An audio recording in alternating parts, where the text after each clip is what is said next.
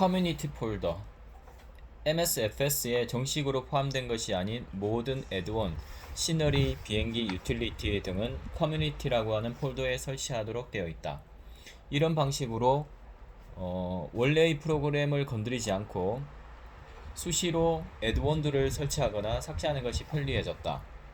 MSFS의 원래 프로그램이나 데이터는 오피셜 폴더에, 나중에 사용자가 추가하는 프로그램이나 데이터는 커뮤니티 폴더에 넣는 방식이다. 문제는 커뮤니티 폴더를 찾는 방법이 그리 쉽지 않다는 점이다. 특히 디스크 공간 등의 문제로 C 드라이브가 아닌 곳에 MSFS를 설치했다면 더 복잡해진다. 커뮤니티 폴더를 찾는 가장 확실한 방법을 소개한다. 먼저 기본 화면에서 옵션 디벨로퍼스로 가서 디벨로퍼 모드를 ON으로 만들고 저장한다. 화면 왼쪽 위에 생기는 작은 메뉴바에서 Tools, Virtual File System을 클릭하면 여러 폴더가 나오는데 그림 1-6에 노란색으로 마킹한 부분이 오피셜 폴더와 커뮤니티 폴더다.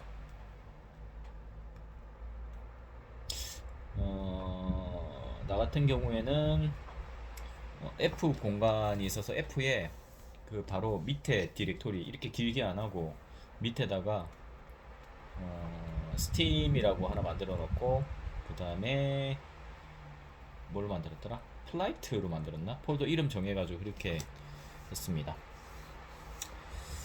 커뮤니티 폴더로 찾아가서 즐겨찾기에 고정을 해두면 여러모로 유용하게 사용된다. 그 이전에 윈도우의 사용자명에 한글을 쓰고 있었다면 전부 영어로 바꿔주기를 강력하게 추천한다. 여기에서 생기는 이상한 문제점이 너무 많기 때문이다. 필자는 그림에서 보듯이 GC라고 단순하게 사용 중이다. 영어, 위에서 보았겠지만 상당히 많은 정보가 영어로 생성된다. 큰 정보들은 소식통처럼 전해주는 고마운 동호인들이 계시지만 모든 소식을 다 우리말로 전할 수는 없는 노릇이다. 그래서 어느 정도 영어에 익숙할 필요가 있다. 장기적 관점에서 영어 실력도 높여야 한다. 특히 관제는 영어로만 진행되므로 영어를 전혀 못한다면 비행기 조종이 불가능하다. 국내 지역에서만 비행한다고 해도 마찬가지이며 실제 비행기 조종사도 비행기 조종과 더불어 영어 공부도 해야 조종사 면허를 받을 수 있다. 관제만을 위한 영어는 그리 어렵지 않다. 실제 조종사에게 요구하는 영어 능력도 그리 높지 않은 편이다. 하지만 위에서 말하는 여러 정보들을 빨리 넓게 습득하기 위해서 또 이 책의 내용에서 부족한 점들을 더 공부하기 위해서는 영어로 된 정보를 보아야 할 필요가 많이 생긴다. 그걸 위해서라도 영어 능력은 필요하다. 요즘은 자동 번역도 있지만 막상 써보려고 하면 정확한 의미 전달과는 거리가 멀다. 영어가 꼭 비행 시뮬레이션 때문에만 필요한 것은 아니니 이 기회에 공부를 더 하는 것이 어떨까 한다. 첫 비행을 위하여. 어느 정도 비행에 익숙한 독자들은 굳이 이 장을 따라 하실 필요는 없겠고 진짜로 처음이신 독자들에게 유용한 정보들을 담았다. 대부분의 사람들에게는 비행이란 것이 너무 일상과 동떨어져 있어서 사실 비행 혹은 비행기에 대해서 너무 모르고 있다고 생각한다. 이런 시뮬레이션으로라도 좀 더 비행기와 가까워졌으면 한다. 조이스틱의 기본 설정. 비행기를 조종하려면 기본적으로 조종관을 움직이고 엔진의 출력을 조절할 수 있어야 한다. 그러기 위해서 우리가 갖고 있는 조이스틱이나 요크 등의 장비의 입력을 MSFS가 받을 수 있도록 만들어야 하는데 요즘 판매되고 있는 제품의 경우에는 연결만 되어 있으면 기본 설정이 되어 있어서 별도로 설정해야 할 필요가 없을 수도 있다. 조이스틱이나 요크 등은 그림 2-1에 보이는 각종 조작들을 편리하게 해주는 장치다.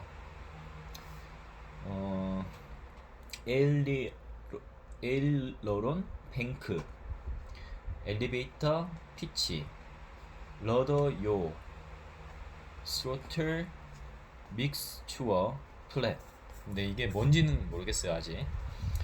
필자가 갖고 있는 장비들을 연결해보니 기본 설정이 있더라도 몇 가지 손을 봐야 할 점들이 발견되어서 독자 여러분들과 공유하고자 한다. 처음에는 기본 설정만으로도 기본적인 비행을 하는 데는 큰 문제가 없으니 일단 간단한 비행을 해본 뒤에 추가적인 설정들을 해도 무방하다. 시뮬레이터에 익숙해지면 조금씩 개인의 취향에 따라 나름대로의 설정들을 바꾸게 된다. 조이스틱과 조정면. 조이스틱 혹은 요크를 움직이면 비행기의 조정면이 움직인다. 컨트롤 서페이스. 조정면에는 에일리론, 엘리베이터, 러더가 기본이다. 이들을 1차 조정면, 프라이머리 컨트롤 서페이스라고 부른다. 2차 조정면, 세컨더리 컨트롤 서페이스는 플랩, 스포일러, 트림 탭 등이 있으며 조이스틱에 있는 버튼이나 키보드 등으로 조작이 가능하다. 우리가 처음 비행할 세스나 152에는 플랩과 트림 탭만이 2차 조정면이다. 더 크고 복잡한 비행기에는 추가되는 2차 조정면들이 있을 수 있다. 1차 조정면. 자, 롤. 롤은 롤.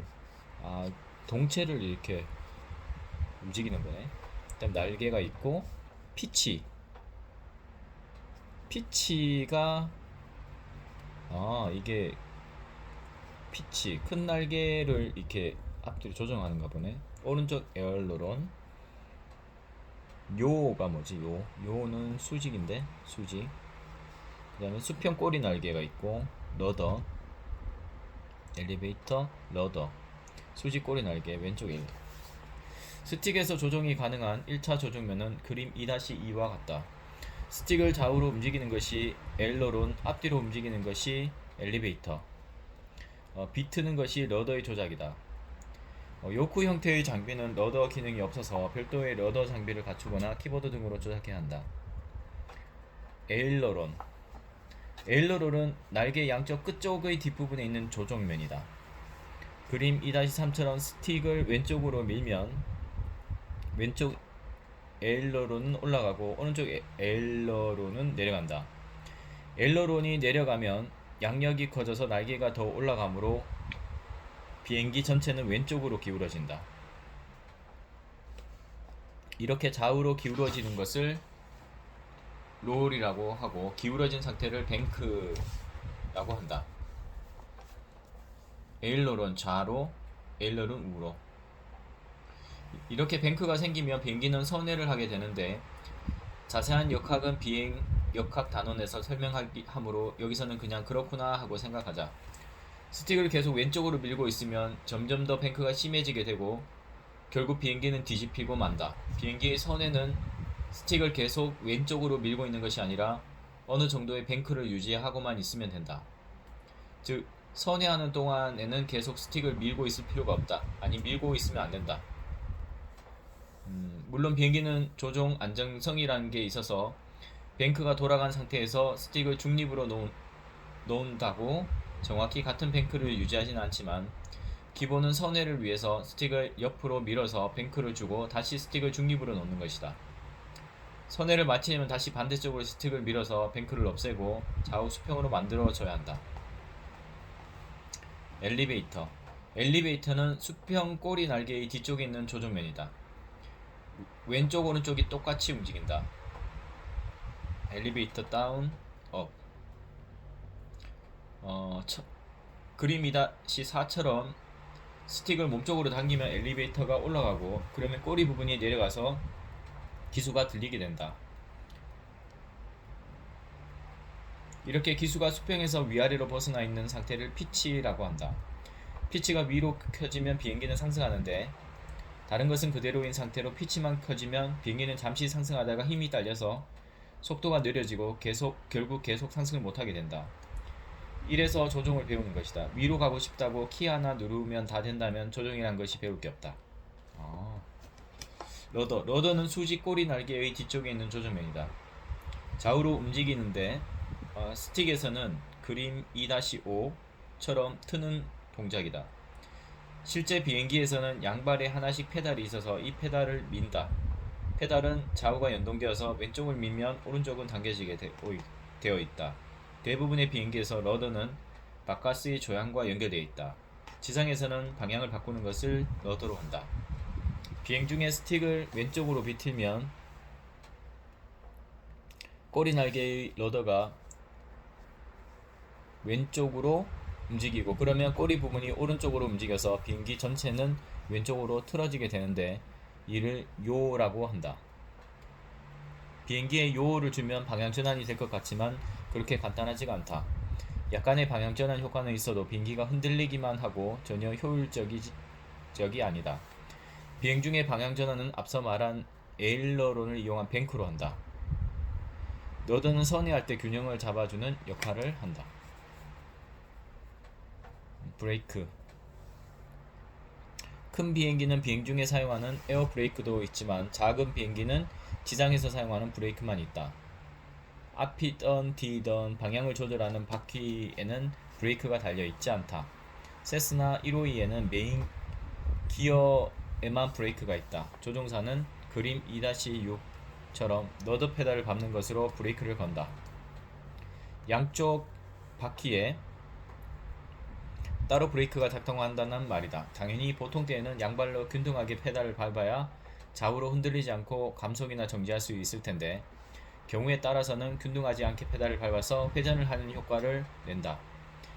이렇게 양발을 다르게 브레이크를 밟는 것은 차등 디퍼런셜 브레이크라고 하며 당연히 속도가 비교적 느릴 때 사용할 수 있다. 왼쪽을 더 세게 밟으면 비행기는 왼쪽으로 회전한다. 작은 회전 반경으로 회전하고자 할 때 차등 브레이크를 사용한다. 브레이크는 택싱할 때나 이착륙할 때 필수 요소이기 때문에 편하게 조작할 수 있도록 해놓아야 한다. 키보드로는 넘델, 차등 브레이크는 왼쪽이 넘, 별표, 오른쪽이 넘 마이너스, 스로틀. 조정면은 아니지만 중요한 컨트롤 요소이기 때문에 여기서 알아본다. 가장 간단한 프로펠러 비행기인 세스나는 엔진에 프로펠러가 고정되어 있는 방식이다.